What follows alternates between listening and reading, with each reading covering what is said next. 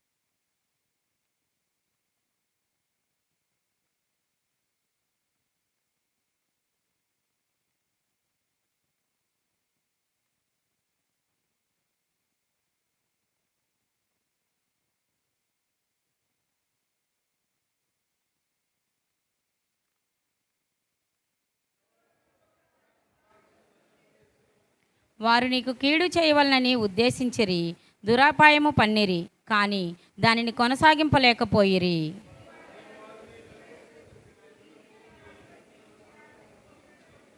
యెహోవా, నీ బలమును బట్టి నిన్ను హెచ్చించుకొనుము, మేము గానము చేయుచు నీ పరాక్రమము కీర్తించెదము. దేవుడి వాక్యం దీవించునుగాక. ఆమేన్.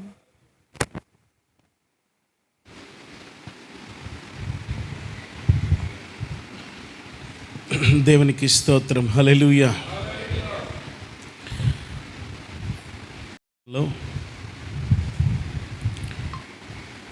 మరొకసారి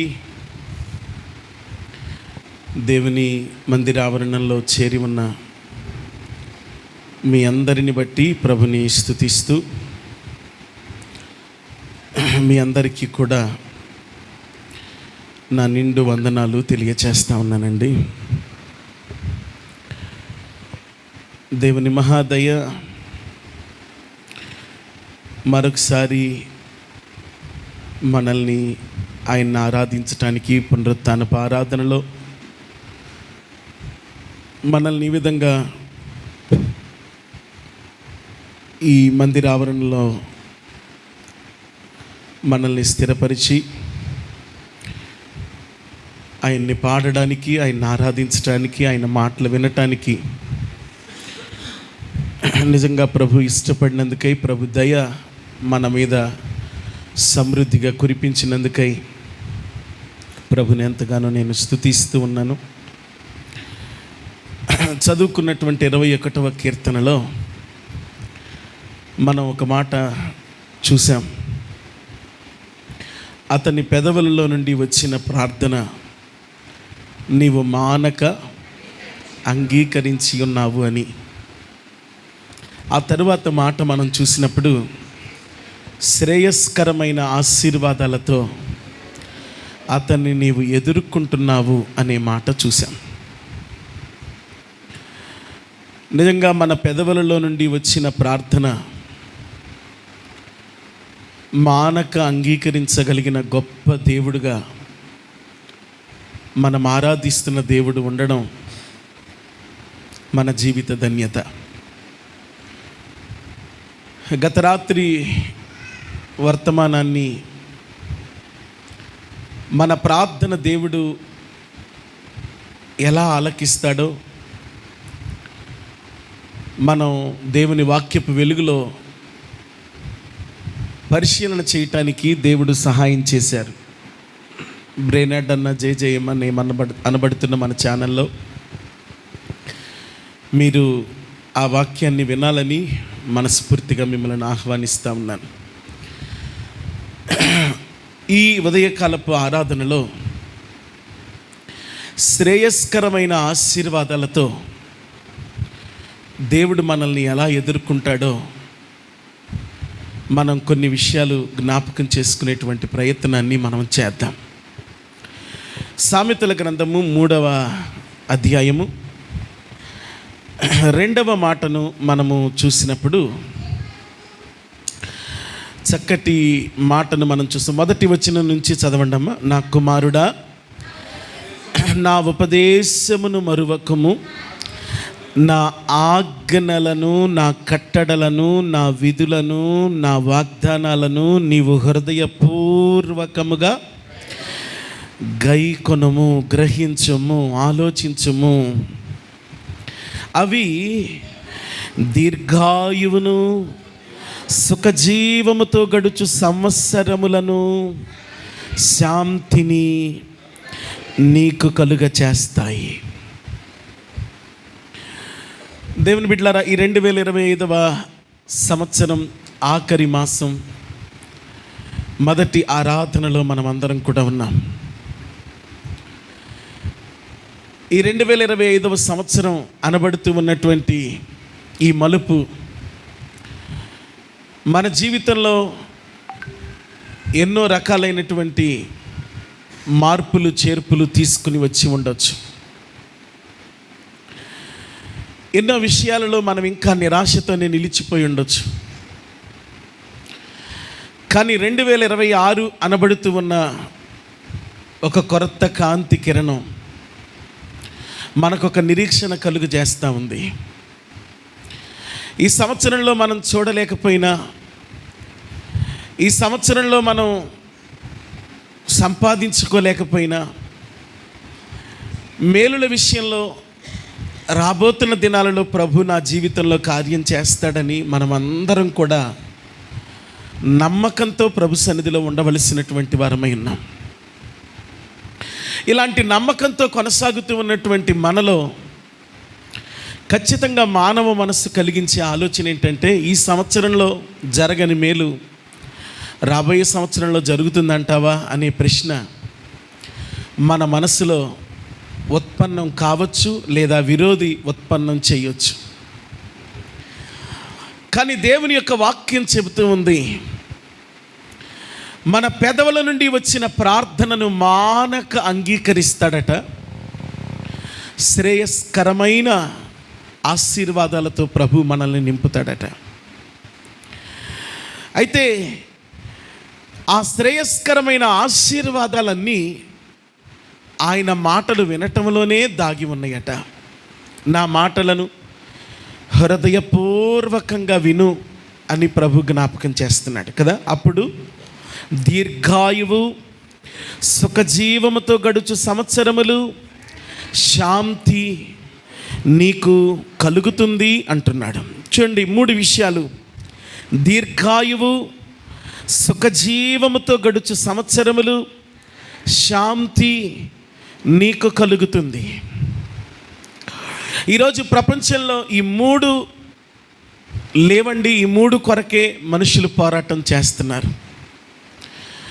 సుఖజీవంతో బ్రతుకును గడపాలని, దీర్ఘాయుష్యుతో మనం బ్రతకాలని, శాంతి సమాధానాలతో మనం బ్రతకాలని మనం చాలా పోరాటం చేస్తున్నాం. తినే వాటి విషయంలో, వినే వాటి విషయంలో, కట్టుకునే వాటి విషయంలో, కలిగి ఉండే వాటి విషయంలో. ఏమండి, మనకు దీర్ఘాయువు కలగాలని, మనకు సుఖజీవనం కలగాలని, మనకు శాంతి సమాధానాలు ఉండాలని మనం చాలా ప్రయాసపడతా ఉన్నాం. అయితే దేవుని వాక్యం చెబుతూ ఉంది, ఆయన మాట వినటంలోనే మనకు సమస్త విధమైన శాంతి, సమాధానం, సుఖజీవం, దీర్ఘాయుష్యు నిగూఢమై మనకు లభిస్తాయని దేవుని వాక్యం మనతో మాట్లాడుతూ ఉంది. సామెతల గ్రంథం 4వ అధ్యాయం 10వ మాటను మనం చూసినప్పుడు మరొకసారి పిలుస్తున్నాడు మనల్ని ప్రభు. నా కుమారుడా, నా కుమార్తె, నీవు ఆలకించి నా మాటలను నీవు అంగీకరిస్తే, చూడండి చూడండి చూడండి, నీవు దీర్ఘాయుష్మంతుడవుతావు. జాగ్రత్తగా దేవుని వాక్యాన్ని మనం గమనిద్దాం. ఆయన మాటలను ఆలకించటం వలన మనకు దీర్ఘాయుష్యు కలుగుతుందంట. ఆరోగ్యం బాలేదండి, అందుకే చనిపోయాడు. ఆరోగ్యం బాగుందండి, అందుకే బ్రతికున్నాడు అనే అవకాశం లేదు. దైవికంగా దేవుని కోణంలో మన ఆయుష్ను పెంచేది మన ఆరోగ్యం కాదు, మన ఆయుష్ను తుంచేది మన అనారోగ్యం కాదు. దేవుని బిడ్డలారా గమనించండి, అన్ని అవయవాలు బాగున్నా, చక్కటి వయసులో చక్కటి ఆరోగ్యంతో ఉన్నా, ఎప్పుడు గుండె ఆగిపోతుందో తెలియనటువంటి పరిస్థితుల మధ్యలో మనం ప్రయాణం చేస్తున్నాం. ఎన్నో రోగాలతో శరీరం అంతా స్కృశించిపోయిన, భయంకరమైనటువంటి బలహీనతతో శుష్కించిన, మంచం మీద అలా ఏళ్ల తరబడి గడుపుతూ ఉన్నటువంటి పరిస్థితులను మనం చూస్తూ ఉన్నాం. కాబట్టి మన అనారోగ్యం కాదు మన ఆయుష్ను హరించేది, మన ఆరోగ్యం కాదు మన ఆయుష్ను పెంచేది. అబీగయీలు దావీదు దగ్గరకు వచ్చి, మొరటివాడైన నా భర్త మొరటి మాటలు మాట్లాడాడని నీ మనస్సులో కష్టం తెచ్చుకుని నా ఇంటి మీదకు నువ్వు యుద్ధానికి వచ్చావు రాజా. అయితే నీవు గనక కత్తి ఎత్తితే నా భర్త ఒక్కడే కాదు, నా ఇంటనున్న అమాయకమైన పనివారు ఎంతోమంది అసువులు బాస్తారు. కాబట్టి అంతమంది రక్తం నేలను నొలకటం, అంతమంది అమాయకుల ప్రాణాలు గాలిలో కలిసిపోవటం నీ దయకు అనుకూలం కాదు గనక, నా మొరటు భర్త మాట్లాడిన మొరటు మాటలు నావని ఎంచి, ఆ దోషము నాదని ఎంచి, నా ఇంటి మీద నీ పంజా విసరొద్దు నాయనా అని చెప్పి జున్ను గడ్డలతో, జొన్న రొట్టెలతో, మాంసపు కుండలతో, అంజూరపు అడలతో దావీదు దగ్గరకు వచ్చి బ్రతిమాలుకుంది అబీగయీలు. అలా బ్రతిమలాడుతూ ఒక మాట అంది, నా భర్త ప్రాణమైనా, నీ ప్రాణమైనా, నా ప్రాణమైనా నీ దేవుడైన యెహోవా యొద్దనున్న జీవపు మూటలో కట్టబడి ఉన్నాయని ఒక్కసారి గుర్తించండి అని రాజుగారిని బ్రతిమాలింది. ఆ మాటకు దావీదులో ఉన్న తామసం అంతా వెనుదిరిగింది. నిజంగా దేవుని యొక్క చేతిలో మన ప్రాణాలు ఉన్నాయని మనం అబీగయీలు మాట ద్వారా గుర్తు చేసుకోవాలి. దేవుడే ఏదైనా చేయగలిగిన వాడని, పుట్టించగలవాడని, చంపగలవాడని, బ్రతికించగలవాడని, ముగించగలవాడని, కొనసాగించగలవాడని, ఆపివేయగలిగిన వాడని, తెరవగలిగిన వాడని, మూయగలిగిన వాడని, ఎక్కించగలవాడని, దించగలవాడని, గడ్డి మేపించువాడని, సింహాసనం మీద ఆసీనులయ్యేటట్టు కృప చూపే దేవుడని మనం దేవుని ఔన్నత్యాన్ని గుర్తించి ఆయన మాట వినాలి. సమూయేలు మొదటి గ్రంథం 2వ అధ్యాయమే కానీ, లూకాసు వార్త 1-2 అధ్యాయాలే కానీ మనం అప్పుడప్పుడు చదువుకుంటూ ఉండడం అనేది మన ఆత్మీయ ఆరోగ్యానికి ఎంతో క్షేమం. ఈ 2 సందర్భాలతో పాటు రోమాపత్రిక 8:28 మన నోట్లో ఎప్పుడు నానబెట్టుకోవటం మనకింకా క్షేమం. సమూయేలు మొదటి గ్రంథం 2వ అధ్యాయంలో హన్నమ్మ పాడుతూ ఉన్న స్తుతి కీర్తన మనకు కనపడుతుంది. లూకాసు వార్త 1-2 జకరియా, ఎలిజబెత్, మరియమ్మల ఆరాధన మనకు కనపడుతుంది.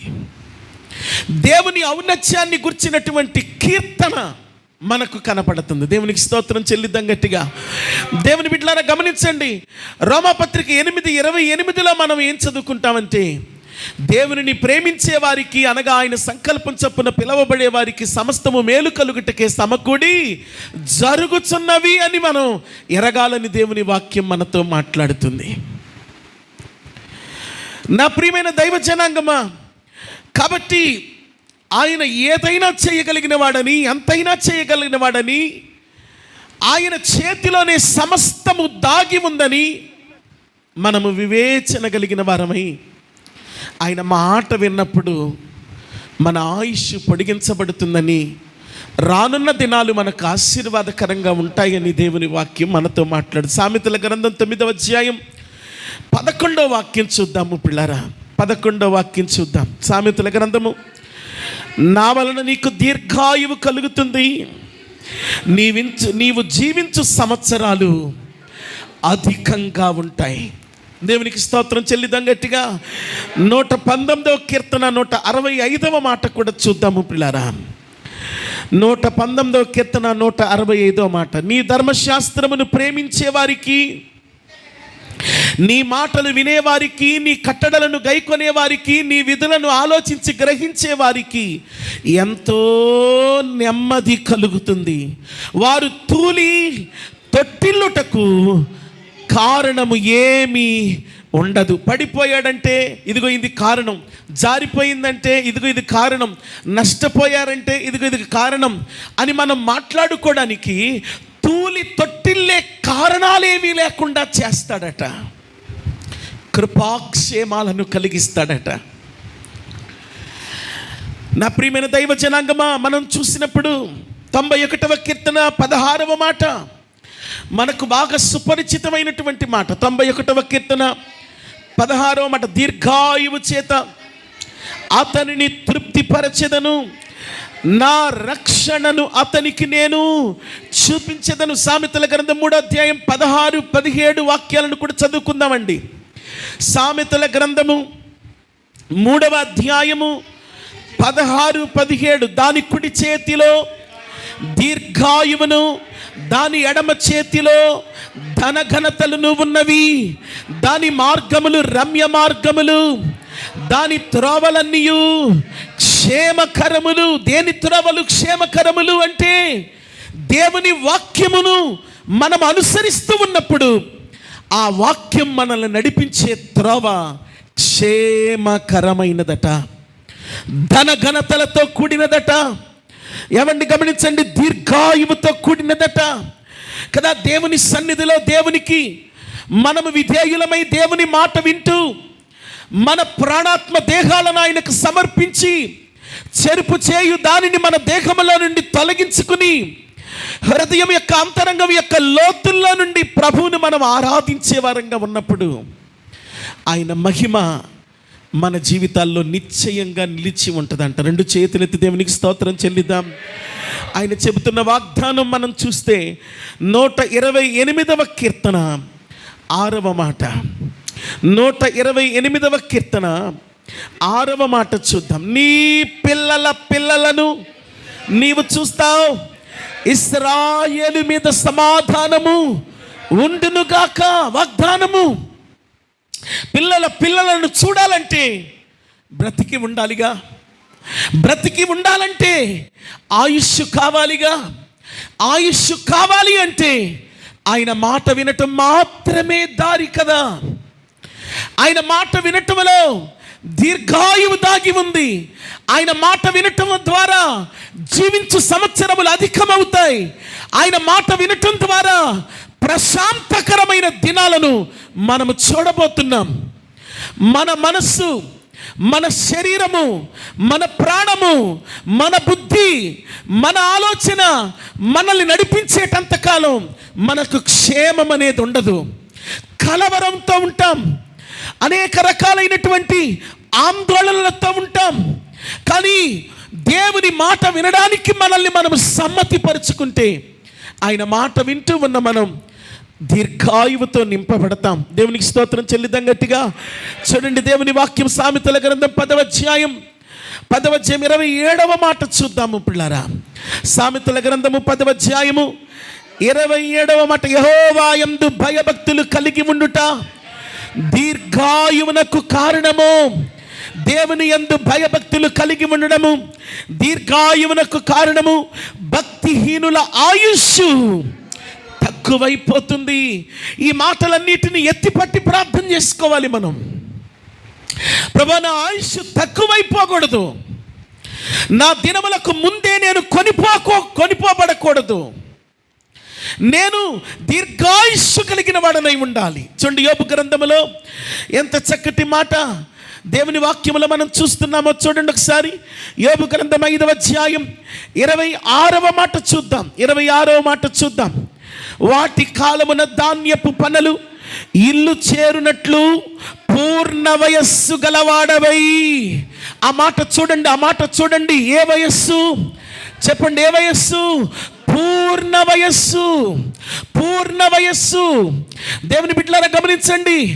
ఈ జీవము ఆ జీవము, ఈ జీవితము ఆ జీవితము, ఏమండి ఈ రాజ్యము ఆ రాజ్యము, ఏమండి ఎక్కడైనా యుగయుగాల ఆనందము, ఆ యుగయుగాల ఆనందములోనికి మనల్ని నడిపించేది దేవుని మాట వినే మనస్సు మాత్రమే.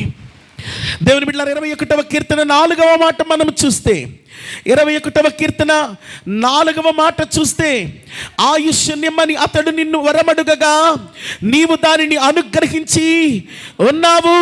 సదాకాలము నిలుచు దీర్ఘాయువును నీవు దయచేసి ఉన్నావు. దేవునికి స్తోత్రం చెప్పండి గట్టిగా, గట్టిగా చెప్పండి హల్లెలూయా.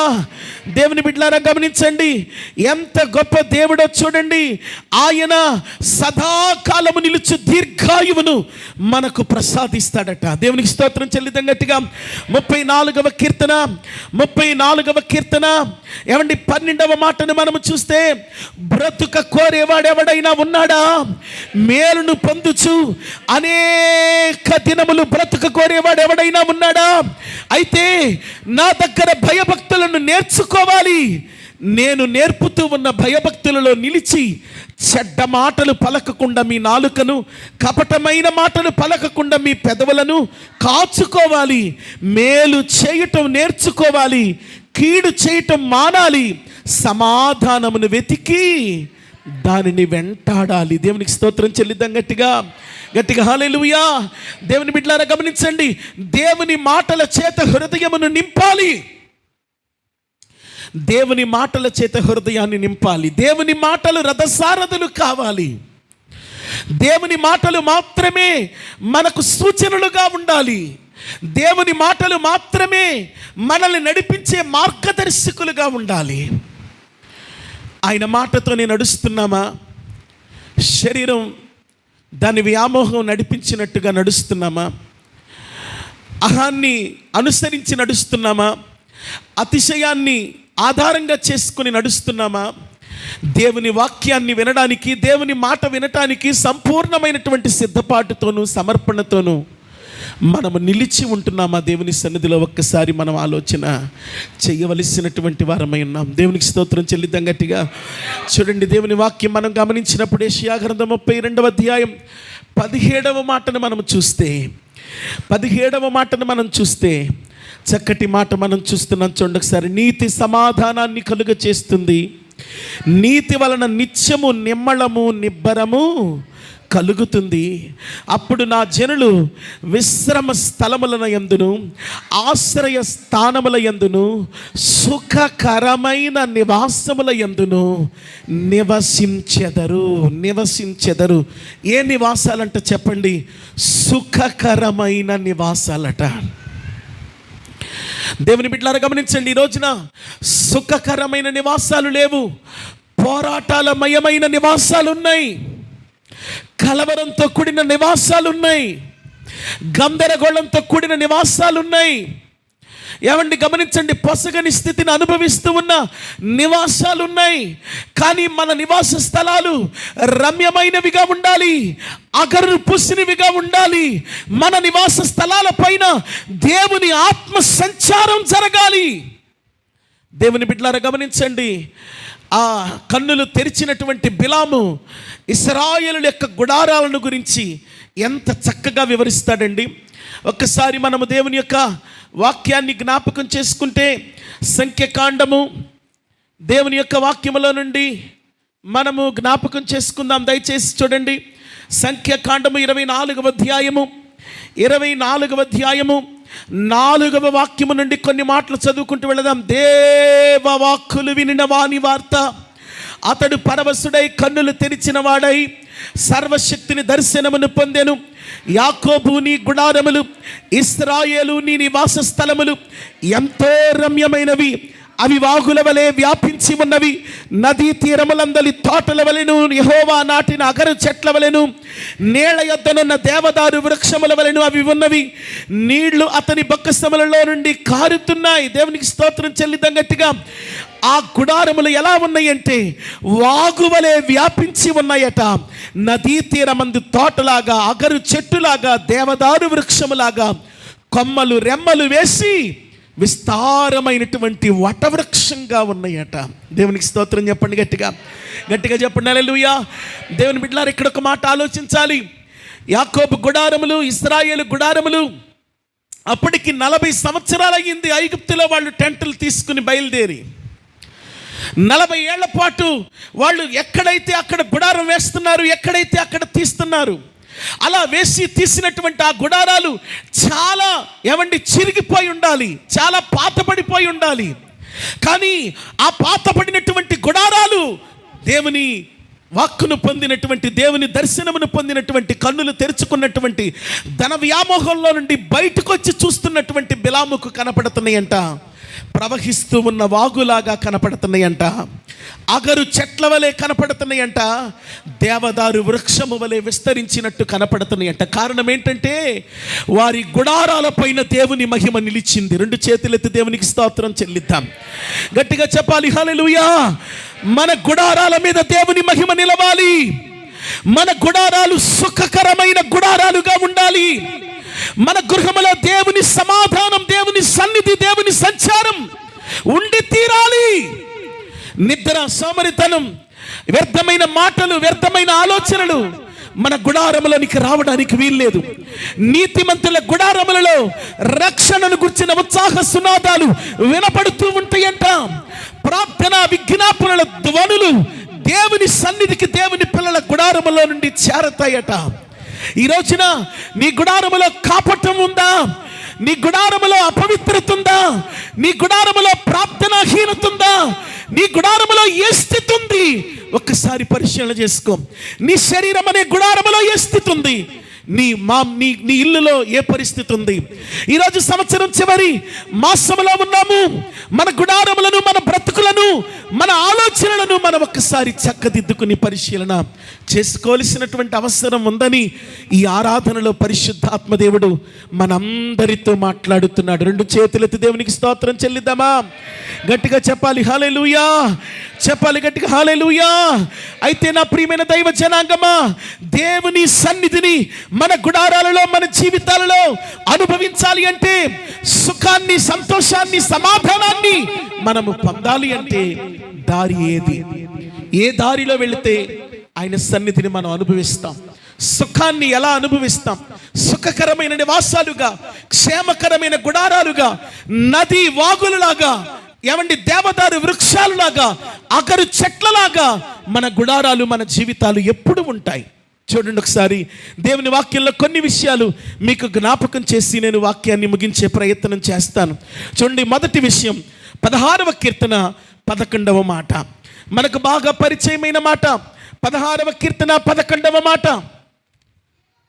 జీవ మార్గమును, సంతోషముగా ఉండే జీవ మార్గాన్ని, సమాధానంగా ఉండే జీవ మార్గాన్ని, ఇదిగో నదీ ప్రవాహము వలె, వాగు వలె ప్రవహించే ఇదిగో అనుభవాన్ని, అగరు చెట్ల అనుభవాన్ని, దేవదారు వృక్ష అనుభవాన్ని, ఇదిగో నీవు కలిగి ఉండే మార్గాన్ని నీకు నేను బోధిస్తున్నాను అంటున్నాడు. అని అంటూ ఏమంటున్నాడు? చెప్పండి, నేను నీకు బోధిస్తున్నాను. ఎక్కడుంది? ఏంటా బోధ? నీ సన్నిధిలో సంపూర్ణమైనటువంటి సంతోషం ఉంది. నీ కుడి చేతిలో నిత్య సుఖములు ఉన్నాయి. దేవునికి స్తోత్రం చెప్పండి గట్టిగా. సుఖము, సంతోషము కదండి. అదే కదా మనం ఏం చదువుకుంటున్నాం? నా కుమారుడా, నా మాటలను నీవు వింటే, హృదయపూర్వకంగా వాటిని గైకొంటే దీర్ఘాయువును, సుఖజీవమును, శాంతిని నేను మీకు ఇస్తానని ప్రభు చెప్పారు కదా. కదండి, శ్రేయస్కరమైన ఆశీర్వాదాలతో నేను మిమ్మల్ని ఎదుర్కొంటాను అని ప్రభు చెప్పారు కదా. శ్రేయస్కరమైన ఆశీర్వాదాలతో, దీర్ఘాయువుతో, సుఖజీవముతో, శాంతితో మన గృహాలు మనము నింపబడాలి అంటే, మనము మన గృహాలు వర్ధిల్లాలి అంటే, దైవికమైన స్వస్థతతో, దైవికమైన సమాధానముతో మన గుడారాలు విస్తరించి వర్ధిల్లి దైవ దీవెన పొందాలి అనంటే, మన జీవితంలో మనం ముందుగా దేన్ని ప్రేమించాలంటే మందిరాన్ని ప్రేమించాలంటే. ఆయన సన్నిధిలో ఈ ఆరోగ్యము, ఈ సంతోషము, ఈ సుఖజీవము, ఈ దీర్ఘాయువు, ఏమండి ఈ యొక్క సంపూర్ణమైనటువంటి ఆనందము దాగి ఉన్నాయంటండి. 2 చేతులెత్తి దేవునికి స్తోత్రం చెల్లిద్దాం కదా. అదే కదా మనం ఇప్పుడు ఆరాధన చేసుకున్నాం. ప్రభువా నీలో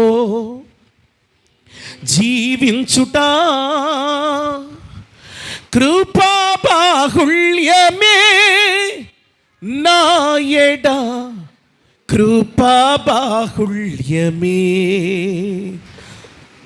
ప్రభువా నీలో జీవించుట, ప్రభువా నీలో జీవించుట కృపా బాహుళ్యమే నాయడ, కృపా బాహుళ్యమే, కృపా బాహుళ్యమే నాయడ, కృపా బాహుళ్యమే. ప్రభువా నీలో జీవించుట. హల్లెలూయా, హల్లెలూయా. ఆయనలో జీవించటం మన జీవిత ధన్యత. ఆయన సన్నిధిలో సంపూర్ణమైన సంతోషం ఉంది. ఆయన కుడి చేతిలో నిత్య సుఖాలు ఉన్నాయి. ఆయనలోనే మన జీవితానికి అవసరమైనటువంటి, ఏమండి గమనించండి, క్షేమం దాగి ఉంది. ఆయన మందిరాన్ని అందుకే భక్తులు ప్రేమించారు. అయ్యా, వానకోవిలుగా పుడితే ఎంత బాగుండేది అన్నాడు భక్తుడు. అయ్యా, నేను నీ దగ్గర వరం అడుగుతున్నాను, ఆ వరం ఏంటంటే నీ మందిరములో చిరకాలం ఉండిపోవాలన్నదే అన్నాడు. ఎంత రమ్యములు నీ నివాసములు, యెహోవా నీ గుడారములు ఎంత అందమైనవి, వాటిలో ఉండిపోయే ధన్యత నాకివ్వవా? నీ సన్నిధిలో సంచరించు ఆ చిన్న చిన్న పక్షులు ఎంత ధన్యమైనవి అన్నాడు భక్తుడు. ఈ రోజున మందిరాన్ని ప్రేమించే అనుభవం మీకుందా? దేవుని మందిరములో గడపాలనే అనుభవం మీకుందా? దేవుని సన్నిధిలో వినిపించే పాటల్లో కానీ వినిపించే మాటల్లో కానీ మీ ప్రాణాలు తెప్పరిల్లాలని మీరు కోరుకుంటున్నారా? దేవుని సన్నిధిలో కొంత సమయం ప్రార్థించటానికి వ్యక్తిగతంగా మీరు సమయాన్ని కేటాయించుకుని వస్తున్నారా? మీ హృదయాన్ని, మీ అంతరంగాన్ని దేవుని సన్నిధిలో ఒకడు నీళ్లు కొమ్మరించటానికి ఆశతో ఆసక్తితో దేవుని మందిరపు మెట్లు ఎక్కుతున్నారా? ఆదివారం ఖచ్చితంగా మందిరానికి వెళ్ళాలి అని ఆచారపూర్వకంగా దేవుని మందిరానికి వస్తున్నారా? ఈరోజు మందిరంలో నేను వాక్యం చెప్పాలి, నేను చెప్పకపోతే ఇంకెవరు చెప్పరు అన్నట్టు నేను వస్తున్నానా? ఈరోజు మందిరంలో నేను పాట పాడాలి, పాట పాడపోతే ఈరోజు ఆదివారం కాదు అంటూ నేను వస్తున్నానా? దేనికి మనం మందిరంలోనికి రావాలి?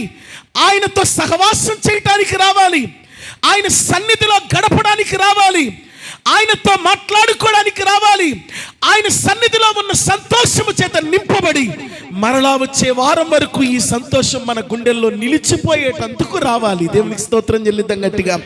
గట్టిగా చెప్పాలి హల్లెలూయా, చెప్పాలి గట్టిగా హల్లెలూయా. ఇక్కడ నిలవబడి వాక్యం చెప్తేనే, అక్కడ పాట పాడితేనే, అక్కడ ఏదో ఆ వాక్యం అందిస్తేనే, ఒక ప్రార్థన చేస్తేనే నువ్వు ఆదివారం ఆరాధనలో ఉన్నట్టు అనుకోవద్దు.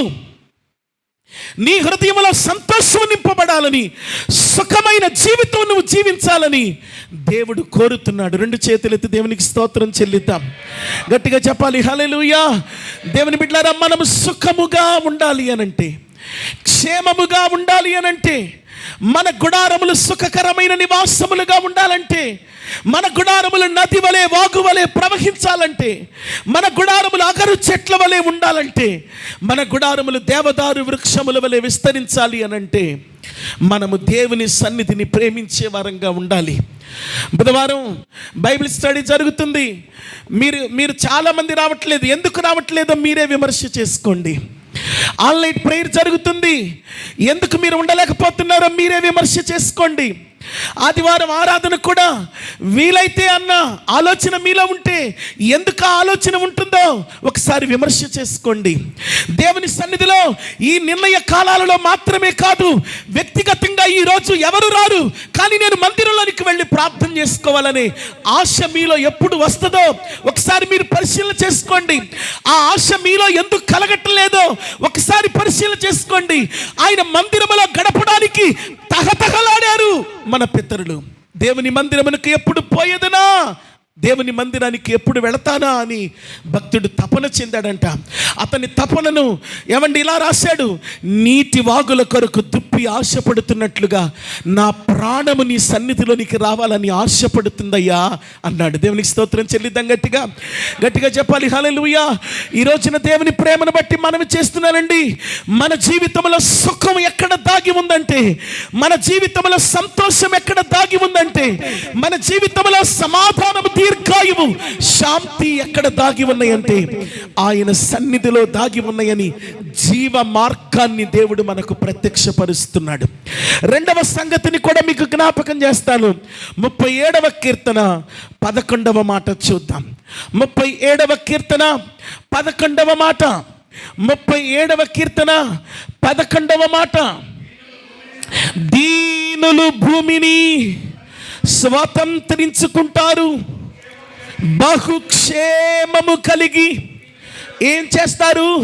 ఆ పదం చూడండి, సుఖిస్తారు. సుఖకరమైన నివాసాలుగా వారి నివాసాలు ఉంటాయి. క్షేమకరమైన వాగు వలె వారు ప్రవహిస్తూ ఉంటారు. దేవదారు వృక్షము వలె వారు విస్తరిస్తూ ఉంటారు. అగరు చెట్ల వలె వారు సువాసనలను వెదజల్లుతారు. దేవుని బిడ్డలారా గమనించండి, దేవుని మందిరములోనికి రావడం ఎంత ప్రాముఖ్యమో, దేవుని మందిరములోనికి వస్తున్న నీకు నాకు దీనత్వం కలిగి ఉండడం అంత ప్రాముఖ్యం. దేవునికి స్తోత్రం చెల్లిద్దాం. గట్టిగా ఏం కావాలి చెప్పండి? మనకి దీనత్వం కావాలి. ఈ రోజుల్లో దేవుని బిడ్డలారా, చిన్న పిల్లలకు కానీ పెద్ద పిల్లలకు కానీ అలవాటైపోయినటువంటి బడి ఏది అనంటే తమను తాము హెచ్చించుకోవటం అలవాటైపోయింది.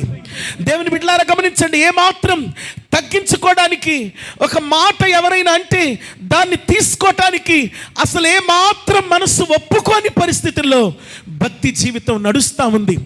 కానీ దేవుని వాక్యం చెబుతూ ఉన్న మాట ఏంటో తెలుసా?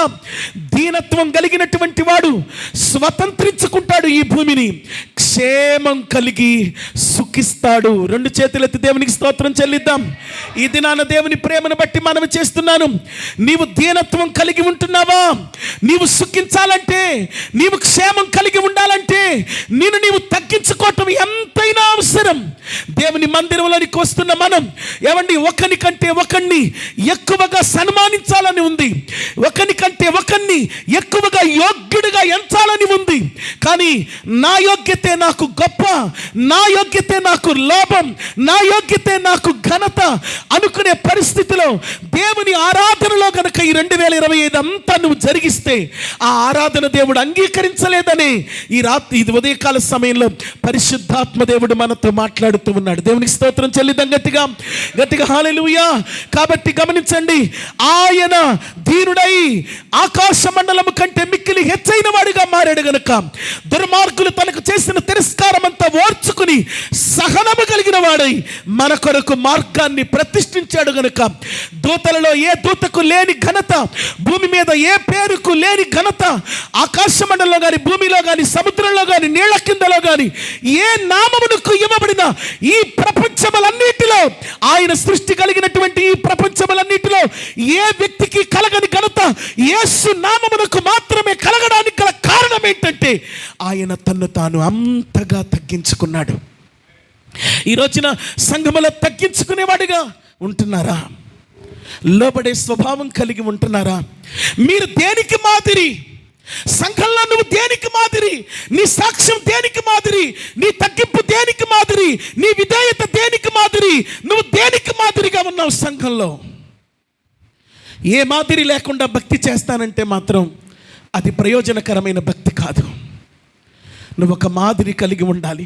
నిన్ను చూసి ఎవరేం మాట్లాడుకుంటున్నారు, నిన్ను చూసి ఎవరేమి నేర్చుకుంటున్నారు, నీ యాటిట్యూడ్ని బట్టి, నీవు ఇతరులతో చేసే సహవాసాన్ని బట్టి ఏం నేర్చుకుంటున్నారు ఒకసారి ఆలోచన చేస్తున్నావా? ఆలోచన చేస్తున్నావా? పిల్లి కళ్ళు మూసుకుని పాలు తాగుతున్నప్పుడు దాన్ని ఎవరు చూడలేదు అనుకుంటుందంట, కానీ దాన్ని ప్రపంచమంతా గమనిస్తుంది. నువ్వేం చేస్తున్నావో అది తప్పే కావచ్చు, నిజమే కావచ్చు, అది ఎలాంటి పరిస్థితి అయినా కావచ్చు, నిన్ను దేవుడు గమనిస్తున్నాడని గుర్తించు. మొత్తానికి నీకు నాకు అవసరమైనది ఏంటంటే దేవుని సన్నిధిలో దీనత్వం అవసరం, తగ్గించుకోవడం అవసరం కదండి. దేవుని బిడ్డలారా గమనించండి, మూడవ సంగతిని కూడా మీ గమనానికి తెస్తాను. దయచేసి దేవుని వాక్యాన్ని చూద్దాం. సామెతల గ్రంథము 3వ అధ్యాయము 24వ మాటను చూద్దాం. 24వ మాటను చూద్దాం. సామెతల గ్రంథము 3వ అధ్యాయము 24వ మాట. పండుకున్నప్పుడు నీవు భయపడవు, అమ్మా నీవు పరుండి సుఖముగా నిద్రిస్తావు. అకస్మాత్తుగా భయము కలుగునప్పుడు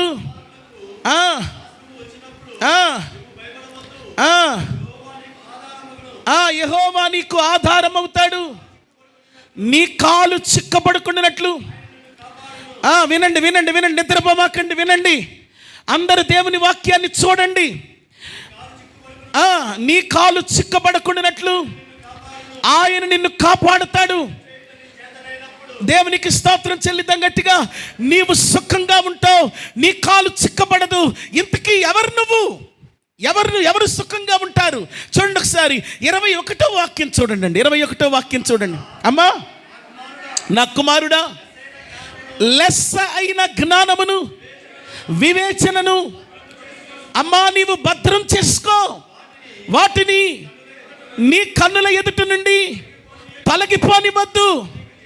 అవి నీకు జీవముగాను అవి నీ మెడకు అలంకారంగాను ఉంటాయి. అప్పుడు నీ మార్గములో నీవు సురక్షితంగా నడుస్తావు, నీ పాదములు ఎప్పుడును తట్టిల్లవు. దేవునికి స్తోత్రం. స్తోత్రం చెల్లిద్దాం గట్టిగా. ఎప్పుడో తెలుసా? లెస్స అయిన జ్ఞానమును నీవు కలిగి ఉన్నప్పుడు. రెండు చేతులు ఎత్తి దేవునికి స్తోత్రం చెల్లిద్దాం. ఏ జ్ఞానము? అందరూ చెప్పండి. ఏ జ్ఞానము? లెస్స అయిన జ్ఞానము. అందరూ ఆ మాట చెప్పండి. ఏ జ్ఞానము? లెస్స అయిన జ్ఞానము. అంటే ఈ లోకంలో జ్ఞానం ఉంది, కానీ ఆ జ్ఞానము లెస్స అయినది కాదు కదండి. ఈ లోకంలో జ్ఞానం ఏంటంటే, ఎదుటోడు ఏమైనా అంటే ఆడికి నోరు తెరవకుండా ఒక 32 ఎదురు పెట్టడం జ్ఞానం. అది ఈలోక సంబంధమైన జ్ఞానం. కానీ ఈలోక సంబంధమైన జ్ఞానం నిన్ను దేవుని నీతిని నెరవేర్చడానికి అర్హుడుగా మార్చలేదు. లౌకికమైన జ్ఞానం, లోక సంబంధమైన జ్ఞానం, కపటంతో కూడిన జ్ఞానం, కుయుక్తితో కూడిన జ్ఞానం, వంచనతో కూడిన జ్ఞానం, మాట మార్చి మాట్లాడే జ్ఞానం. ఏమండి గమనించండి, అక్కడ ఎక్కడ చెప్పే జ్ఞానం. ఏమండి గమనించండి, వాళ్ళని మార్చే జ్ఞానం. అది జ్ఞానం కాదు. ఏ జ్ఞానం మనకు కావాలంటే లెస్స అయిన జ్ఞానం కావాలి. యాకోబు రాసిన పత్రిక దయచేసి దేవుని వాక్యం చూద్దాం. 3వ అధ్యాయము 13వ వాక్యం నుండి కొన్ని మాటలు చూద్దాం పిల్లారా. అమ్మ, మీలో జ్ఞాన వివేకములు కలిగిన వాడెవడు? అమ్మ, వాడు జ్ఞానముతో కూడిన సాత్వికము గలవాడై తన యోగ్య ప్రవర్తన వలన తన క్రియలను కనపరచాలి. అయితే మీ హృదయములలో సహించనలవి కాని మత్సరమును వివాదమును ఉంచుకున్న వారైతే అతిశయపడవద్దు, సత్యమునకు విరోధంగా అబద్ధమాడవద్దు. ఈ జ్ఞానము పైనుండి వచ్చినది కాక భూ సంబంధమైనది, ప్రకృతి సంబంధమైనది, దెయ్యముల జ్ఞానము వంటిదై ఉన్నది. ఇది లెస్స అయిన జ్ఞానము కాదు. ఇది భూ సంబంధమైన జ్ఞానం, ఇది దెయ్యముల జ్ఞానం, ఇది ప్రకృతి సంబంధమైన జ్ఞానం. కానీ ఎక్కడ మత్సరం ఉంటుందో, వివాదం ఉంటుందో, అల్లరి ఉంటుందో, నీచ కార్యం ఉంటుందో, అది దైవికమైన జ్ఞానం కాదు. అయితే 17వ వాక్యం నుండి చదివితే, అయితే పైనుండి వచ్చే జ్ఞానము మొట్టమొదట పవిత్రమైనది. నీవు జ్ఞానవంతుడవైతే పవిత్రంగా ఉంటావు. ముందు నీ మాటలో ప్రవర్తన, నీ పవిత్రత, నీ చూపులో పవిత్రత, నీ ఆలోచనలో పవిత్రత, నీ స్నేహంలో పవిత్రత, నీ ఉద్దేశాల్లో పవిత్రత, నీ అడుగడుగున పరిశుద్ధత. ఆ పరిశుద్ధత నిన్ను జ్ఞానవంతుడిగా నిలవబడుతుంది. పాపం నిన్ను సిగ్గుపాలు చేస్తే జ్ఞానం నిన్ను ఘనత పాలు చేస్తుంది. దేవుని బిడ్డలారా, ఆ జ్ఞానం ఎలాంటిదంటే సమాధానకరమైనది, మృదువైనది, సులభముగా లోబడేది, కనికరముతోనూ మంచి ఫలములతోనూ నిండుకుని ఉన్నది. పక్షపాతమైనను వేషధారణైనను లేక ఉన్నది. నీతి ఫలము సమాధానము చేయవారు సమాధానమందు వెత్తబడుదురు. దేవునికి స్తోత్రం చెల్లిద్దాం. గట్టిగా చెప్పాలి హల్లెలూయా. దేవుని బిడ్డలారా గమనించండి, దైవీకమైన జ్ఞానం మనకు కావాలంటండి. దైవీకమైన జ్ఞానం కావాలంట. దేవుని బిడ్డలారా చూడండి, దేవుని యొక్క వాక్యాన్ని మనం గమనిస్తే కొలస్సీలకు రాసినటువంటి పత్రిక 4వ అధ్యాయము, కొలస్సీలకు రాసినటువంటి పత్రిక 4వ అధ్యాయము 5వ వాక్యం నుండి కొన్ని మాటలు చూద్దాం. సమయమును పోనివ్వక సద్వినియోగము చేసుకొనుచు సంఘమునకు వెలుపటి వారి ఎడల జ్ఞానము కలిగి నడుచుకొనుడి. ప్రతి మనిషికి ఎలాగూ ప్రత్యుత్తరం ఇవ్వాలో అది మీరు తెలుసుకొనుటకై మీ సంభాషణ ఎప్పుడు ఉప్పు వేసినట్లు రుచికరంగా కృపాసహితంగా ఉండాలి. దేవునికి స్తోత్రం చెల్లిద్దామా? ఒక్కసారి గట్టిగా స్తోత్రం చెల్లిద్దామా? ఎలా ఉండాలి? నువ్వు జ్ఞానంతో మాట్లాడాలి. ఇంట్లో మాట్లాడుతున్నా నీకు జ్ఞానం కావాలి. సంఘంలో మాట్లాడుతున్నా నీకు జ్ఞానం కావాలి. నీ మాటల వలన మరొకరు నొచ్చుకోకూడదు. నువ్వు జ్ఞానం కలిగి నడవాలి, జ్ఞానం కలిగి జీవించాలి, జ్ఞానం కలిగి దేవుణ్ణి వెంబడించాలి. ఈ జ్ఞానము కలిగి నువ్వు దేవుణ్ణి వెంబడించుచున్నప్పుడు నీకు సుఖం అనేది వస్తుందంట కదా. అదే మాట చదువుకున్నాం కదా సామెతల గ్రంథంలో 3వ అధ్యాయంలో మనం 24వ వాక్యం చూసుకున్నాం కదా. నీవు సుఖంగా ఉంటావు, నీవు సుఖిస్తావు. ఎప్పుడో తెలుసా? నీవు లెస్స అయిన జ్ఞానముతో ఉన్నప్పుడు, లెస్స అయిన జ్ఞానము, సంఘములో ఈ జ్ఞానం అవసరం. లెస్స అయిన జ్ఞానము, దైవీకమైన జ్ఞానము. ఏమండి గమనించండి, ఈ రోజుల్లో చిన్న పిల్లల్ని కూడా కదపలేకపోతున్నాం. జ్ఞానం ఎక్కువైపోయింది, జ్ఞానం ఎక్కువైపోయింది. మన ఈ మధ్య విజయవాడలో ఒక ఇంటికి వెళితే వాళ్ళు చెప్తున్నారు, ఆ ఎదురింటి పిల్ల, ఒక చిన్న పిల్ల వచ్చిందంట. వస్తే రే చిన్నోడు నువ్వేం బాగాలేదురా అన్నాడంట నవ్వుతా. మన చర్చికొచ్చే బ్రదరు అంటే ఆ పిల్ల అందంటే అవునమ్మయ్యా నేను బాగాలేదా, వెళ్ళి స్నానం చేసి వస్తానా, కానీ వెళ్ళి స్నానం చేసి వచ్చిందంట. మళ్ళీ ఈయన చూసి నవ్వుతాలుగా, అయినా నువ్వేం బాగాలేదురా చిన్నోడు అన్నాడంట. అంటే అవునమ్మయ్యా బాగాలేదా, తలస్నానం చేసి వస్తానా, కానీ తలస్నానం చేసి వచ్చిందంట. మళ్ళీ పాపం ప్రయాసపడి వచ్చేసరికి మళ్ళీ నవ్వుతాలకి, చిన్నోడు అయినా నువ్వు బాగాలేదురా అన్నాడంట. అంటే మాయ నువ్వు కళ్ళు మూసుకో అందంట. ఎప్పుడు దాకా అంటే ఎప్పుడు దాకైనా మూసుకుంటానే ఉండందంట. అంటే ఇక అర్థమైపోయింది ఆ పిల్లకి, ఇతను నన్ను కావాలని ఏడిపిస్తున్నాడని.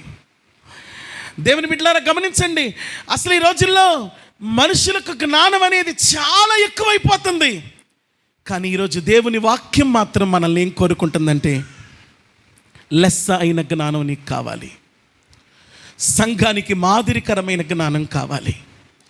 ఈ జ్ఞానము నిన్ను సుఖంగా ఉంచుద్ది, నీతో పాటు ఉన్న మనుషుల్ని సుఖంగా ఉంచుద్ది. దేవుని బిడ్డలారా, మరొక అనుభవాన్ని మీ గమనంలోనికి నేను తెస్తాను త్వరగా. చూడండి, యెషయా గ్రంథము 32వ అధ్యాయము 17వ వాక్యం చూద్దాం. 17వ వాక్యం చూద్దాం. యెషయా గ్రంథము 32వ అధ్యాయము 17వ వాక్యం త్వరగా. మీకు నీతి సమాధానం కలుగ చేస్తుంది, నీతి వలన నిత్యమును నిమ్మళమును నిబ్బరమును, నీతి వలన నిత్యము నిమ్మళమును నిబ్బరమును కలుగుతాయి. దేవునికి స్తోత్రం చెల్లిద్దాం గట్టిగా. నిమ్మళం, నిబ్బరం, సుఖం, సంతోషం, శాంతి, సమాధానం, ఇవన్నీ ఎందులో ఉన్నాయంటే నీతి కలిగిన నీ ప్రవర్తనలో ఉన్నాయి. నీతి కావాలి, యథార్థత కావాలి, యథార్థమైన హృదయంతో కూడిన ఆరాధన కావాలి. అప్పుడు నీవు సుఖంగా ఉంటావు. నీతికి దూరంగా ఉన్నంతకాలం నువ్వు సుఖంగా ఉండలేవు. నీతికి దూరంగా ఉన్నంతకాలం నువ్వు జీవించు సంవత్సరాలు తక్కువ అవుతానే ఉంటాయి కానీ ఎక్కువ అవ్వవు. నువ్వు నీతికి దగ్గరగా ఉన్నప్పుడు ఏమండి నీవు దీర్ఘాయువు చేత తృప్తిపరచబడతావు. నీతికి దగ్గరగా ఉన్నప్పుడు నీలో పరిశుద్ధాత్మ దేవుడు ఏమండి ఉదయిస్తాడు. రెండు చేతులెత్తి దేవునికి స్తోత్రం చెల్లిద్దామా? ఒకసారి గట్టిగా హల్లెలూయా. దేవుని బిడ్డలారా చూడండి ఒకసారి రోమాపత్రిక 15వ అధ్యాయం 13వ వాక్యం చూడండి. 13వ వాక్యం చూడండి దయచేసి. కాగా మీరు పరిశుద్ధాత్మ శక్తిని పొంది విస్తారముగా నిరీక్షణ గలవారగుటకు నిరీక్షణ కర్తయగు దేవుడు విశ్వాసము ద్వారా సమస్త ఆనందముతోనూ సమస్త సమాధానముతోనూ మిమ్మలను నింపుతాడు. దేవునికి స్తోత్రం చెల్లిద్దాం గట్టిగా. సమస్త ఆనందము మీరు విశ్వాసం కలిగి ఉండడం ద్వారా, నిరీక్షణ కలిగి ఉండడం ద్వారా, నీతి కలిగి ఉండడం ద్వారా, యథార్థత కలిగి ఉండడం ద్వారా మీరు సమస్త ఆనందంతో నింపబడతారు. భార్య దగ్గర యథార్థతగా ఉండలేకపోతున్నావా? నీలో ఆనందం ఉండదు.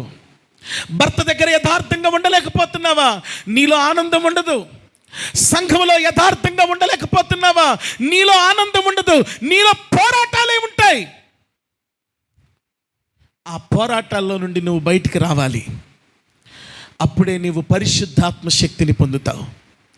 ఆ పరిశుద్ధాత్మ శక్తి నీలోనికి రావాలంటే నువ్వు యథార్థంగా నీతిగా జీవించాలి. దేవుని సన్నిధిలో జీవించటం అంటే, దేవునితో బ్రతకటం అంటే ఒళ్ళో నిప్పులేసుకుని ఉండడమే. ఆ నిప్పులు ఏమండి గమనించండి, కొన్నిసార్లు మనం వంట వేయడానికి ఉపయోగపడతాయి, కొన్నిసార్లు మన ఒళ్ళు కూడా కాల్చేస్తాయి. మన ఒళ్ళు కాలకూడదు. మన వంట అవ్వాలి, మనకు ఆహారం దొరకాలి, మనకు సుఖం దొరకాలి, మనకున్న సుఖం పోకూడదు. ప్రభు ఈ దినాన్ని చెప్తున్నారు, రాబోతున్న దినాలు సుఖకరమైన సంవత్సరాలుగా ఉండాలంటే మన గుడారాలు సుఖకరమైన నివాస స్థలాలుగా ఉండాలంటే ఏమండి గమనించండి, ఎన్ని విషయాలు జ్ఞాపకం చేసుకున్నామండి? 4 విషయాలు జ్ఞాపకం చేసుకున్నాం. ఒకటి ఏంటంటే దేవుని మందిరములో సుఖముంది, రెండవది దీనత్వంలో సుఖముంది, మూడవది లెస్స అయిన జ్ఞానములో సుఖముంది, నాలుగవది నీతి కలిగిన జీవితంలో సుఖముంది, ఐదవది ఆఖరిది చెప్పి వాక్యాన్ని ముగిచ్చేస్తాను. తిమోతికు రాసిన మొదటి పత్రిక 2వ అధ్యాయం మొదటి వాక్యం చదువుకుందాం పిల్లారా. తిమోతికు రాసిన మొదటి పత్రిక 2వ అధ్యాయము 1వ వాక్యాన్ని చూద్దాం పిల్లారా, త్వరగా చూద్దాం. అమ్మా, మనము సంపూర్ణమైనటువంటి భక్తి మాన్యతయు కలిగి నెమ్మదిగాను సుఖముగాను ఉండు నిమిత్తము అన్నిటికంటే ముఖ్యంగా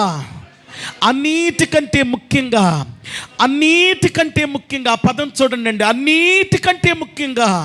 ఏమండి? అన్నిటికంటే ముఖ్యంగా. Therefore is equalled. దీన్ని మనం గమనించాలి. ఇన్వర్టెడ్ కామాస్, దీన్ని గమనించు. సూచన, దీన్ని గమనించు.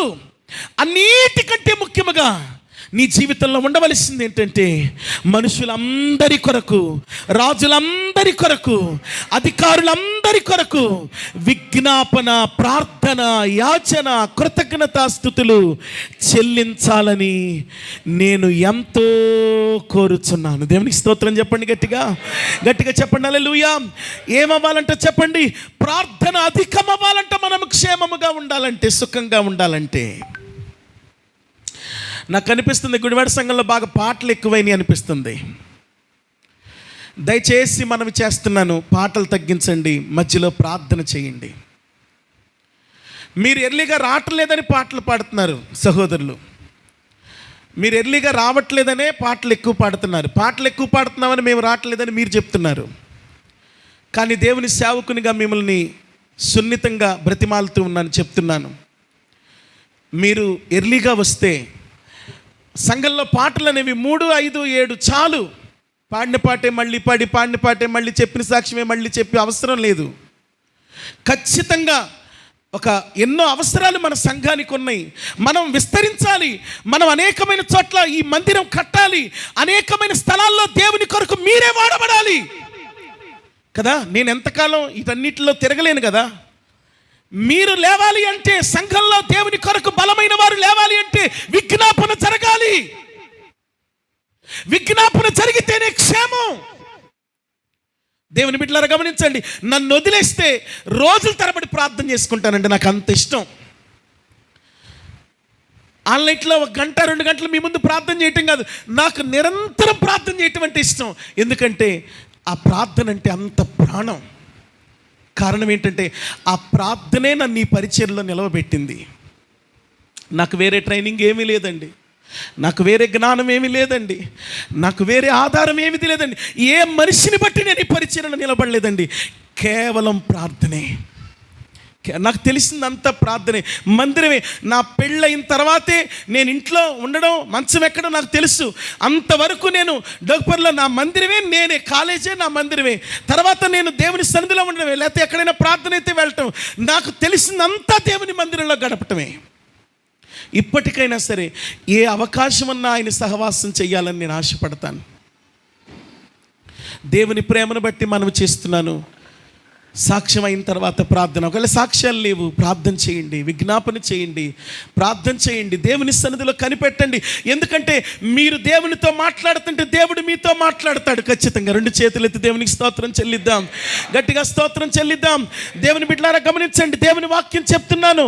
చూడండి, ఇర్మియా గ్రంథము దయచేసి చూడండి. ఇర్మియా గ్రంథము 29వ అధ్యాయము 7వ మాట చూడండి. 7వ మాట చూడండి. నేను మిమ్ములను చెరగొనిపోయిన పట్టణము యొక్క క్షేమము కోరి దాని కొరకు యెహోవాను ప్రార్థన చెయ్యండి, దాని క్షేమము మీ క్షేమమునకు కారణము. దేవునికి స్తోత్రం చెప్పండి గట్టిగా. పట్టణం యొక్క క్షేమము కొరకు ఏం చేయాలి చెప్పాలి? ఏం చేయాలి? పట్టణం యొక్క క్షేమం కొరకు, సంఘం యొక్క క్షేమం కొరకు, కుటుంబం యొక్క క్షేమం కొరకు ఏం చేయాలి? ప్రార్థన చేయాలండి. సంఘములో ప్రార్థన లేకపోతే సంఘం ఆధ్యాత్మికంగా ఫలించదండి. దైవ వర్తమానాలు వినపడవండి. మీరు ఎంత ప్రార్థన చేస్తే నేను అంత బలంగా మీ కొరకు నేను వాడబడగలుగుతానండి.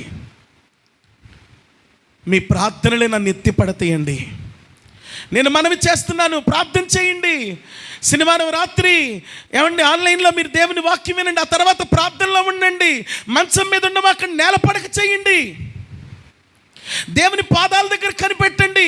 బుధవారం నాడు కొంతమంది వస్తే వెళ్ళిపోతున్నారు, కానీ మేము ఒక 3-4 మందిరంలోనే ఉంటున్నాం. మందిరంలోనే ఉండి విజ్ఞాపన చేస్తున్నాం. దేవుని బిడ్డలారా, నేను ఈరోజు భారంతో మీతో మాట్లాడుతున్నాను. దైవ సేవకునిగా మీ ముందు నా 2 చేతులు జోడించి చెప్తున్నాను, స్వయాన్ని ఇక్కడ నెరవేర్చుకోమాకండి, దైవ చిత్తాన్ని నెరవేర్చండి. అది సంఘానికి మీకు క్షేమం. 2 చేతులు ఎత్తి దేవునికి స్తోత్రం చెల్లిద్దాం. ఏం చేయాలి? మనము ప్రార్థించాలి కదా. ఏం చేయాలి? మనము ప్రార్థన చేయాలి. చూడండి, తెస్సలోనికీయులకు రాసినటువంటి మొదటి పత్రిక 4వ అధ్యాయం 11వ వాక్యం అంట. చూడండి ఒకసారి, 11వ వాక్యం. తెస్సలోనికీయులకు రాసినటువంటి మొదటి పత్రిక 4వ అధ్యాయం 11వ వాక్యం. మీరు ప్రేమనందు మరి ఎక్కువగా అభివృద్ధి పొందుచు ఉండవలెనని సంఘమునకు వెలుపట్టి వారి ఎడల మర్యాదగా నడుచుకొనుచు మీకేమీ కొదువ లేకుండానట్లు మీకు ఆజ్ఞాపించిన ప్రకారము మీరు పరుల జోలికి పోక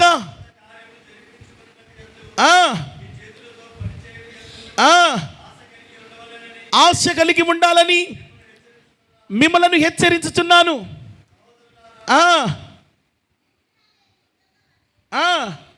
చాలు, దేవునికి స్తోత్రం చెల్లిద్దాం గట్టిగా. మీరు ప్రార్థించాలి, ప్రేమ కలిగి ఉండాలి. మీరు మీ జీవితంలో దేవునికి మహిమ తేవాలి. చూడండి, ఫిలిప్పీలకు రాసినటువంటి పత్రిక 4వ అధ్యాయం 8వ మాట దయచేసి చూడండి. ఫిలిప్పీలకు రాసినటువంటి పత్రిక 4వ అధ్యాయం 8వ వాక్యం దయచేసి చూడండి.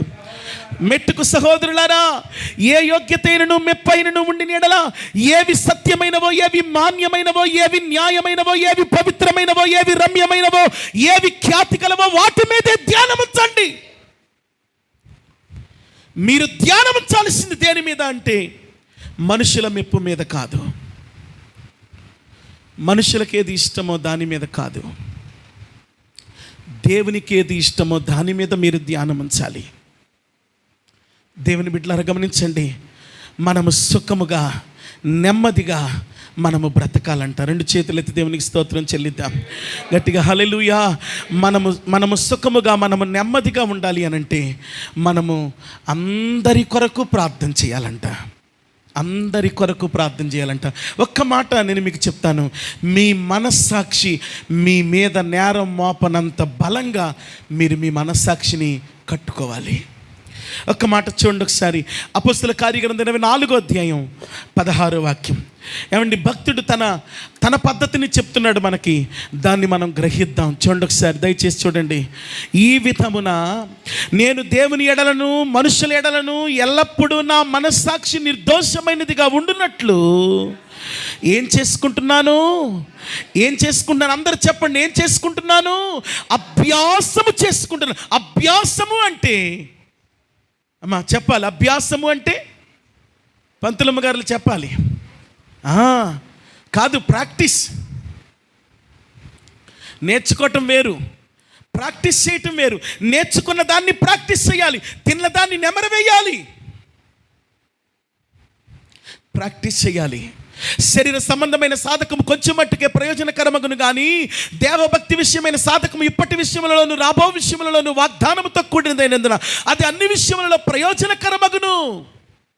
కాబట్టి నిన్ను నీవే దేవభక్తి విషయంలో సాధకము చేసుకొనుము అని తిమోతికు రాసిన మొదటి పత్రిక 4వ అధ్యాయం 8వ వాక్యం ద్వారా పౌలు తిమోతితో మాట్లాడుతున్నాడు. తిమోతికి చెప్తున్నాడు, సాధకం చేసుకో.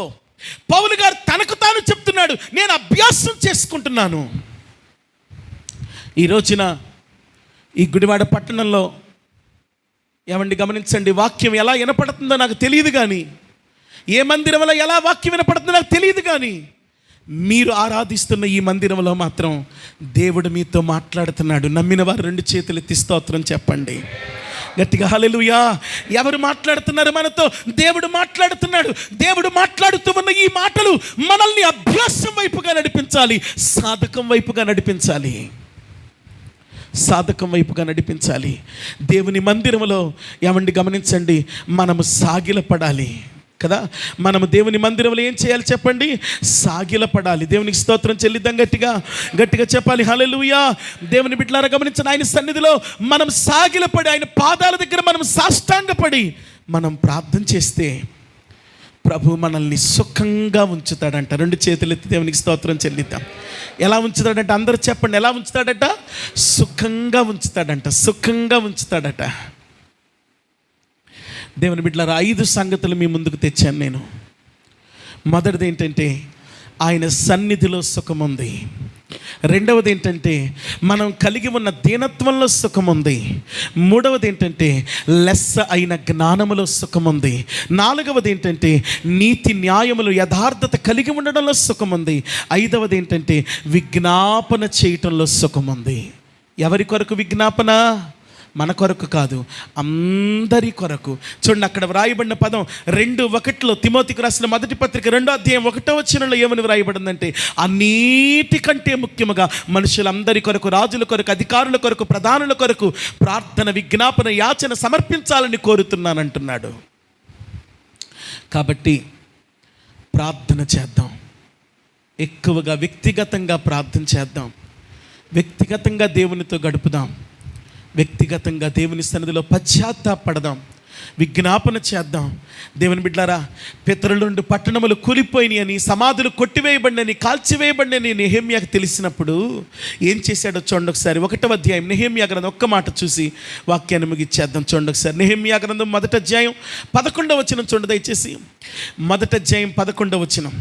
యెహోవా చెవియొగ్గి నీ దాసుడైన నా మొరను, నీ నామమును భయభక్తులతో ఘనపరచుట యందు ఆనందించు నీ దాసుల మొరను. ఎలా ఘనపరచాలంటండి? మనము ఆనందముతో, ప్రార్థన ఆనందముతో చేయండి. కొంచెం ఎక్కువసేపు ప్రార్థన చేస్తే తట్టుకోలేకపోతున్నావంటే నీలో పరిశుద్ధాత్మ లేదని అర్థం. నీలో పరిశుద్ధాత్మ ఉంటే ఉచ్చరింప సఖ్యము కాని మూలుగులతో దేవుని సన్నిధిలో నువ్వు గడుపుతావు. నువ్వు నీ కంట్రోల్లో ఉండవు, దేవుని కంట్రోల్లోనికి వెళతావు. దేవుని బిడ్డలారా, ఆనందముతో ప్రార్థించే నీ దాసుల మొరను ఆలకించి ఈ దినమందు నీ దాసుని ఆలోచనను సఫలపరిచి ఈ మనుష్యుడు నా యందు దయచూపినట్టు అనుగ్రహించమని నిన్ను బ్రతిమాలుకొనుచున్నాను అని ప్రార్థన చేశాను.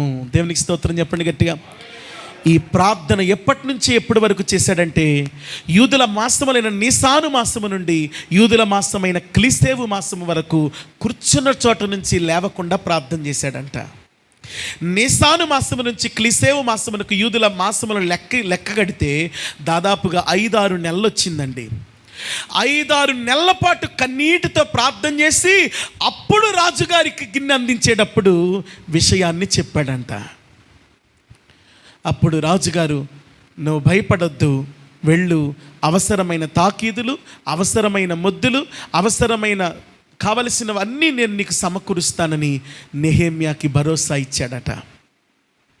ఈరోజున దేవుని ప్రేమను బట్టి మనం నీ అవసరాలు తీరాలంటే, పడిపోయిన నీ గుడారం కట్టబడాలంటే, నీకు సుఖం రావాలంటే, ఏమండి గమనించండి, ఈ రోజుల్లో దేవుని సేవకునిగా నేను ఏ ప్రాంతం వెళ్ళినా చాలామంది చెప్పే మాట ఏంటంటే, నిద్ర పట్టట్లేదండి. కారణం ఏంటంటే నెమ్మది లేదండి, మనసుకి కలవరాలండి, హృదయం అంతా ఆందోళన అండి. పెద్దోళ్ళకి అదే బాధండి, చిన్నోళ్ళకి అదే బాధండి. నిద్ర లేదండి. కారణం ఏంటంటే హృదయంలో సమాధానం లేదు. ఆ సమాధానం, ఆ సుఖం రావాలంటే జీవమార్గం మనకు బోధించబడింది. నువ్వు సుఖముగా ఉండాలంటే.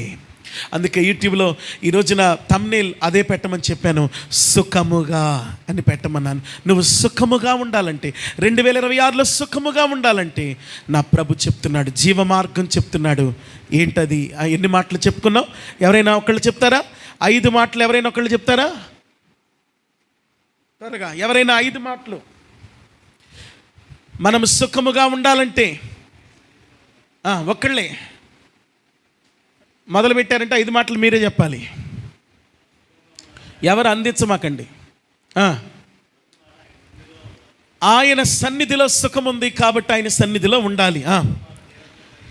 దీనత్వం కలిగి ఉండాలి, ఎందుకంటే దీనులు సుఖముగా ఉంటారు. 3వ మాట, లెస్స అయిన జ్ఞానము పొందటం వలన మనము సుఖముగా ఉంటాం. 4వది, నీతి కలిగిన వాళ్ళు నిమ్మళముగాను నిబ్బరముగాను ఉంటారు కాబట్టి నీతి, న్యాయం, యథార్థత మనము కలిగి ఉండాలి, అప్పుడు మనము సుఖముగా ఉంటాం. 5వది, విజ్ఞాపన చేయాలి. ఎవరి కొరకు?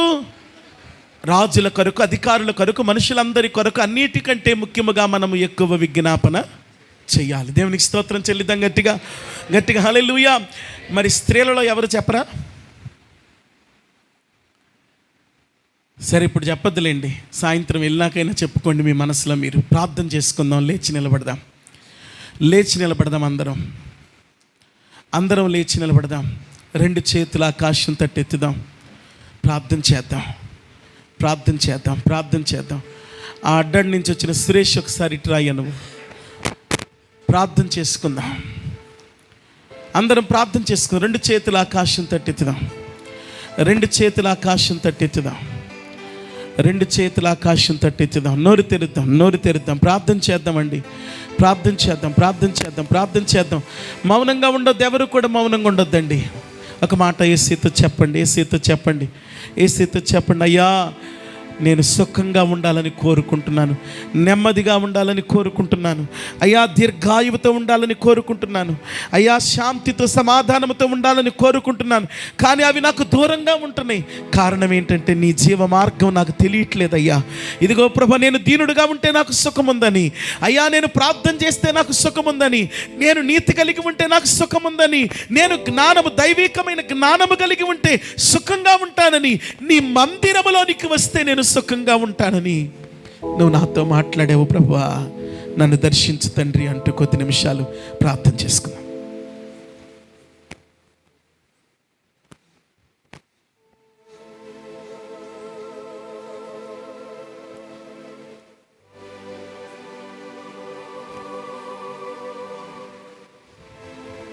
ప్రార్థన చేసుకుందాం. సిసి గారు ప్రార్థన చేస్తారు.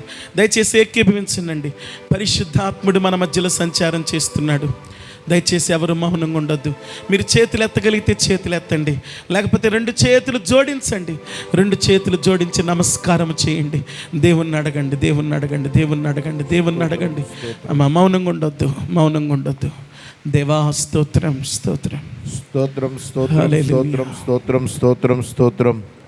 పరిశుద్ధుడా, ప్రేమ కలిగిన తండ్రి, దయగలిగిన దేవా, జీవాధిపతి, మీకు స్తుతులు, స్తోత్రాలు, వందనాలు చెల్లిస్తున్నాం ప్రభు. అయా, ఈ మధ్యాహ్నకాల సమయంలో పరిశుద్ధాత్మ దేవుడా, అయా, ఈ పునరుద్ధాన దినమున నీ సేవకుడిని మీ ఆత్మతో అభిషేకించి మాతో మాట్లాడినటువంటి ప్రతి విలువైన మాటను బట్టి మిమ్మల్ని స్తుతిస్తూ ఉన్నాం ప్రభా. మీకు స్తోత్రాలు నాయనా. అయా, మా జీవితాల్లో మేము సుఖంగా జీవించాలంటే అయా, మీరు నేర్పిన 5 విషయాల్లో మేము నాయన అయా శ్రద్ధ కలిగి నా ప్రభా నాయన అయా జీవించినట్లుగా నా ప్రభా సహాయం చేయమని ప్రార్థిస్తున్నాను ప్రభా.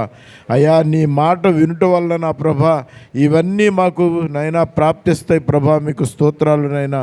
అయా, దీర్ఘాయు ప్రాప్తిస్తుంది, సుఖజీవంతో కూడిన నా ప్రభా అయా, నా సంవత్సరములు నా ప్రభా నీతితో కూడిన శాంతి సమాధానములు కలిగినటువంటి పరిస్థితులు, వీటన్నిటినీ కూడా మేము స్వతంత్రించుకోగలం ప్రభా. మొట్టమొదటిగా నీ మాట వినాలయ్యా. నీ మాట వింటే నా ప్రభా నైనా మా జీవితాల్లో నా ప్రభా ప్రార్థించే ఆత్మ అయా, నా ప్రభా నీతిని అనుసరించుకునే ఆత్మ అయా, నీ చిత్తానుసారంగా జీవించే ఆత్మ, ప్రతి ఒక్కరి కొరకు ప్రార్థించే ఆత్మ, మమ్మల్ని మేము తగ్గించుకుని అయా మీ సన్నిధిలో మీ నామాన్ని హెచ్చించే ఆత్మ, ఈ విధంగా ప్రతిదీ కూడా నా ప్రభా నీ చిత్తానుసారమైన జీవితమే నా ప్రభా మాలో అయా స్థిరపరుస్తారు ప్రభా. మీకు స్తోత్రాలనైనా. అయా, మేము మొట్టమొదటిగా నీ వాక్యాన్ని శ్రద్ధగా వినాలి అయా, నీ వాక్యానుసారంగా జీవించాలి అయా నాయన. మా యొక్క సొంత ఆలోచనలు కాకుండా నా ప్రభా అయా నీ చిత్తం ఏమై ఉందో మా పట్ల మేము గ్రహించాలి. నీ వాక్యాన్ని నా ప్రభా అయా వెల్లడి ఎగుడు తోడనే వెలుగు కలుగుతుంది నా ప్రభా. ఆ వెలుగులో మేము జీవించాలంటే అయా దైవ సేవకులు అయా మీ ఆత్మతో అభిషేకించి చెప్పబడుతున్న ప్రతి మాటను కూడా మేము అయా శ్రద్ధగా వినేవారిగా మమ్మల్ని మీరు బలపరచండి ప్రభా. అయా మందిరానికి వస్తూ వెళుతూ కాదు కానీ ప్రభా నీ మాట వింటే దాంట్లో ఎన్నో సుఖాలు ఉన్నాయి ప్రభా. అయా ఈ మధ్యాహ్న కాల సమయంలో మీరు మాతో మాట్లాడిన ప్రతి మాటను బట్టి మిమ్మల్ని స్తుతిస్తూ ఉన్నాం ప్రభా. అయా దేన మనసు కలగాలి, లెస్ అయిన జ్ఞానము, ఇలా విజ్ఞాపన చేసే జ్ఞానం ఇలానైనా రకరకాలుగా అయా మీరు మాతో ఎన్నో విషయాలునైనా అయా ముచ్చటించారు. అయా ప్రతి మాటను కూడా మేము మా హృదయంలో భద్రపరుచుకొని వాక్యానుసారంగా జీవించే మనసు మాకు అనుగ్రహించమని ప్రార్థిస్తున్నాను ప్రభా. అయా నైనా మా సంఘంలో అయా పరిశుద్ధాత్మ దేవుడా ప్రార్థన ఆత్మతో ప్రతి ఒక్కరిని అభిషేకించమని ప్రార్థిస్తున్నానయ్యా. అయా ప్రార్థించేవారిగా ఉండాలయ్యా. ప్రతి సమస్య గురించి ప్రార్థించాలయ్యా. మా సంఘంనైనా ఉన్నతమైన మార్గాల్లో పయనించాలంటే ప్రతి ఒక్కరూ నైనా ప్రార్థన యందు ఎడతెగక ఇసుకక మెలకు కలిగి రోదన చేస్తూ కన్నీరు విడుచుచు ప్రార్థించేవారిగా అయా దేశం కొరకు నా ప్రభా అయా క్రైస్తవుల కొరకు నైనా ప్రతి విషయం కొరకు ప్రతి ఒక్కరి కొరకు ప్రార్థించేవారిగా మమ్మల్ని అందరినీ బలపరచమని ప్రార్థిస్తున్నాను ప్రభా. ఏ విధము చేతనైనా మహోన్నతుడా మహిమగల రాజా సాహసం చేయగలిగిన మీ దక్షిణహస్తం మాకు తోడుగా ఉంచి ప్రతి విషయంలోనైనా అయా ఈ యొక్క పునరుద్ధాన దినమున దైవ సేవకుల ద్వారా మీరు పలికిన ప్రతి వాక్కును మా హృదయంలో స్థిరపరిచి మీ వాక్యానుసారంగా జీవించే ఉన్నతమైన అయా మార్గాల్లో మమ్మల్ని నడిపించమని వేడుకుంటూ సమస్త మహిమ ఘనత ప్రభావములు మీకు మాత్రమే ఆరోపిస్తూ యేసు నామములో ప్రార్థించి అడిగి వేడుకొనుచున్నాము తండ్రి. ఆమేన్.